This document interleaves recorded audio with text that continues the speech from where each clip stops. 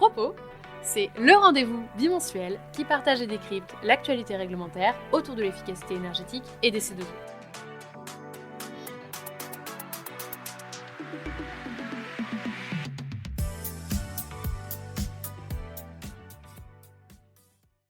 Bonjour à tous et toutes. Bienvenue dans ce nouvel épisode de Propos. Je suis presque sûre que vous l'avez vu passer, la consultation sur les documents de programmation énergétique est enfin lancée. On va en parler dans cet épisode. Mais avant, comme d'habitude, on fait un petit tour d'horizon hors de France. Grand angle. Il y a une autre bonne nouvelle dans l'actualité, c'est que d'après les différents rapports, les émissions nettes de gaz à effet de serre de l'Union européenne ont diminué de 37% en 2023 par rapport à 1990. L'année 2023 a été une année de reprise de la trajectoire de forte baisse des émissions. On considère qu'on est à moins 8,3% par rapport à 2022, d'après des rapports parus le 31 octobre. Cette réduction, elle est due à plusieurs effets: la diminution de l'utilisation du charbon, la progression des énergies renouvelables, la réduction de la consommation d'énergie.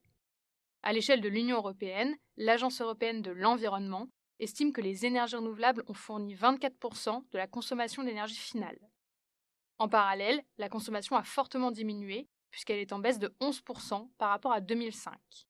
Les résultats sont donc positifs, c'est une bonne nouvelle, mais il est nécessaire de continuer à accélérer pour atteindre les objectifs ambitieux fixés par l'Union européenne. Le rapport d'avancement 2024 de l'Union européenne montre par contre que la diminution des émissions peine à progresser dans le secteur des transports. Hors aviation, la baisse est de 0,8%. L'aérien, quant à lui, voit ses émissions augmenter du fait de la reprise post-2020, donc post-Covid, et on est à environ plus 9,5% par rapport à 2022. Par contre, le rapport montre une augmentation des véhicules neufs zéro émission, que ce soit pour les véhicules légers, pour les autobus ou pour les camions. La baisse, elle est plus légère pour les camions, et à l'échelle de l'Union européenne, on estime qu'un quart des nouveaux bus sont électriques. Focus PPE et SNBC.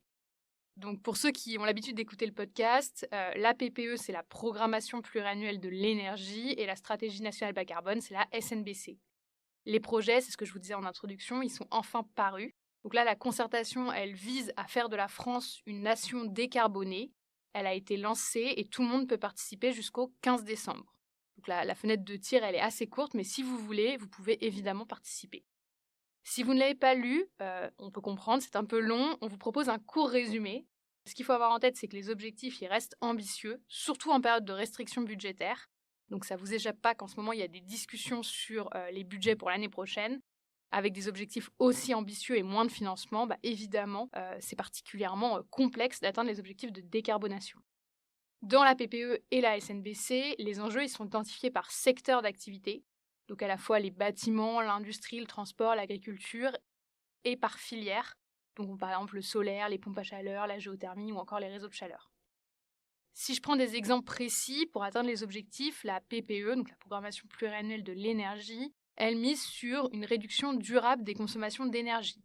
Ça passe par différentes pratiques et ça s'adapte en fonction des secteurs, mais donc par exemple, ça passe par le maintien des pratiques de sobriété dans le bâtiment, par l'accélération de la rénovation énergétique des bâtiments, par la valorisation de l'ensemble des gisements de chaleur fatale dans l'industrie, par le renforcement des obligations liées à l'audit énergétique et au système de management de l'énergie, ou encore par le développement du report modal et des modes partagés pour les transports.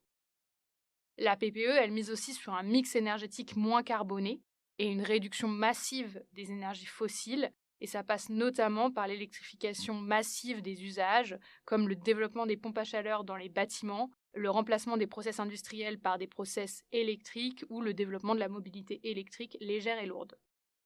Les objectifs par filière, ils permettent d'ailleurs de voir les filières sur lesquelles une croissance forte est attendue, comme les pompes à chaleur ou les réseaux de chaleur urbains.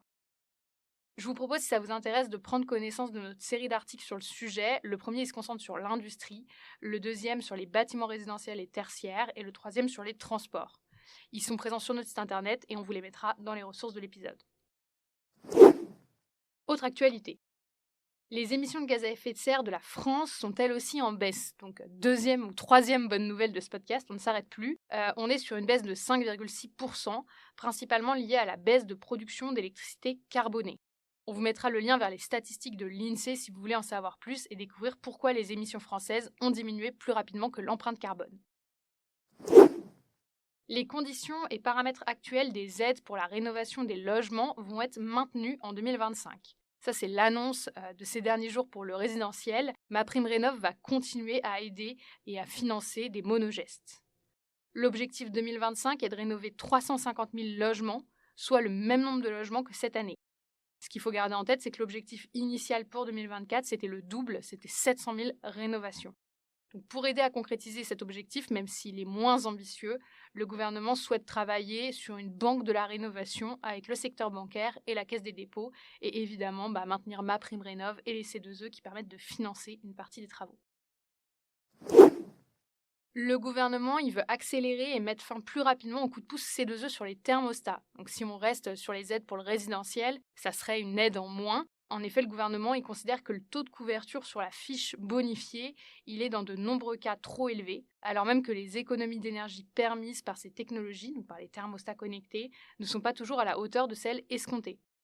Donc en gros, globalement, on avait un peu surestimé les économies d'énergie réalisées par les thermostats et le taux de couverture par les C2E bonifiés grâce au coup de pouce est trop important. Donc là, l'objectif, c'est de supprimer plus rapidement que prévu, et la suppression était prévue pour la fin d'année, donc ça devrait arriver dans les prochaines semaines, de supprimer le coup de pouce pour les thermostats connectés. Dernière actualité de ce podcast, Engie a présenté une étude sur les trajectoires de décarbonation de l'Europe pour réussir la transition énergétique. Cette étude, elle estime que l'objectif européen de décarbonation pour 2030, il est atteignable avec les technologies actuelles. 2050, par contre, va être plus compliqué à atteindre du fait d'une moindre maîtrise des technologies pour décarboner, notamment pour décarboner l'industrie et les mobilités lourdes. Donc pareil, l'étude elle a été publiée dans certains médias comme Green Universe, donc on pourra vous mettre le lien dans les ressources de l'épisode. C'est tout pour aujourd'hui, je vous dis à dans 2 semaines dans Propos.